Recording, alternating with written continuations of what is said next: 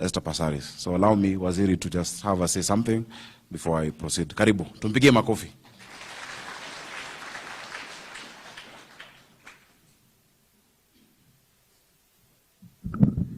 Your Excellency, and I'll say all protocols observed because of time. Your Excellency, I have worked with the persons living with disability forever. I had a company called Sharper Images that employed the deaf people, and I still have deaf people working in my office. And today I have been touched in such a special way. I feel that the money that was given to the people entrusted with this function was well spent. Well spent. As I walked around, you know, there are times you allocate money for a project and you go and you ask yourself, iyo pesa ilifanya kazi gani?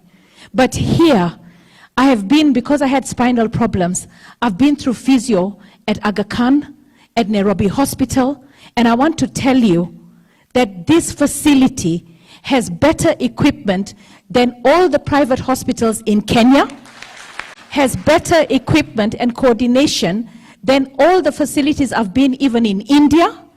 And when I hear that they will be charging only 100 shillings for a child, and they're charging 1,000 for an adult, and I know that even Kenyatta National Hospital charges a lot more, I believe that we should publicize this facility and ensure that Kenyans get to know. Your Excellency, I heard you asking a question when you were being shown the facilities. You asked, na watoto wa Kakamega wataenda wapi? We had the 8 provinces. Such a facility should be replicated in all the 8 provinces. Your Excellency, all those women that you saw that are here with their children, you know, to be given a disabled child, it's a gift from God, we say, because it teaches you how to become so humble, and your humility and your love is challenged. So when you're given a disabled child, you are actually given a blessing, because if you can love that child, you are actually going to be a superhuman being. So I saw all those women, and one thing I know, even if they pay 100 here, if they're living so far away, it becomes very challenging. With our housing project, because of this facility being here, we should make a housing project nearby and strictly for women and mothers and parents who have disabled children. So the proximity is just within walking distance. So we should try and make a holistic approach to dealing with disability. And you know now, Your Excellency, first of all, I'm very touched today. And I want to congratulate everybody that put the money to good use. This is the kind of Kenya we want.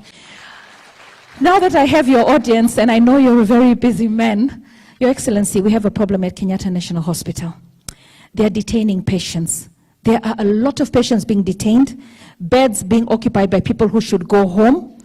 And us as politicians, we're actually crippling Kenyatta National Hospital, because over the last 10 years, they've probably written 10 billion shillings. And when they get a budget, they're not being given the 10 billion that they've written off. So they need to be replenished with their budget so that they can be able, because if you're given a budget for the year and you wrote off last year, because your patients couldn't pay, then obviously you're sinking in a big hole. So Kenyatta National Hospital is challenged.